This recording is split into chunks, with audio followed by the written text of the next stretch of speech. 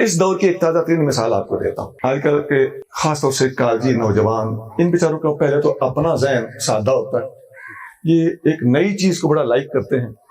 ہلڑ بازی جس میں ہو، ہنگامہ ہو، بولنے والا کوئی چھکے چوکے بھی مارتا ہو اور کوئی پھکیاں شکیاں دیتا ہو تو یہ اس پر فریفتہ ہو جاتے ہیں.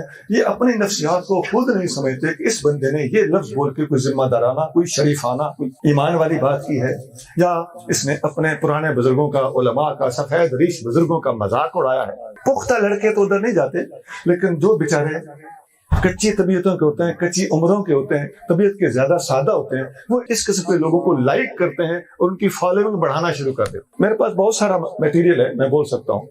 میں ایک مثال دینے لگا ہوں کیونکہ اپنے اس موضوع پر میں نے رہنا ہے. تعویل الجاہلین، جاہلانہ تعویلیں. وہ کیا کرتے ہیں؟ وہ جی امام مالک کے بارے میں انہی لوگوں کے قول ہیں کہ امام مالک نے حدیث روایت کی ہے، بلغنی کہہ کر مجھ تک بات پہنچی ہے.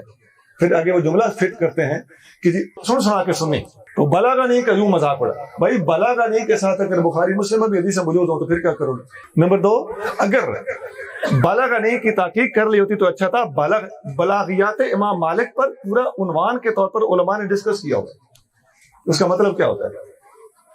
وہ ابتدائی دور تھا، ان کا حدیث کو قبول کرنے یا حدیث کی سند پر بحث کرنے کا اپنا انداز اور سٹائل تھا.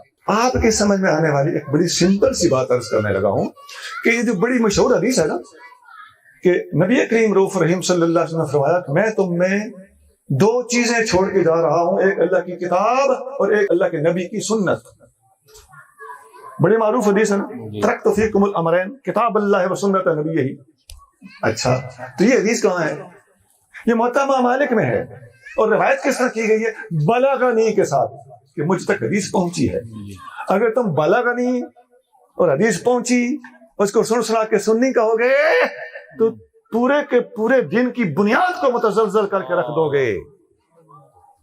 اس لیے عزیزان گرامی، حدیث استادوں سے پڑھنی چاہیے، علماء سے سمجھنی چاہیے، بے شک، اور دین کے مجموعی مزاج کو اور زمانے کے تقاضوں کو سمجھ کر، اس زمانے کو اس زمانے میں فرق سمجھ کر پھر حدیث کو ڈسکس کرنا چاہیے. بندے کے پاس اتنی سارا معلومات نہ ہو، زبان بھی لمبی ہو، تو وہ جو چاہے گا گل کھلاتا رہے گا.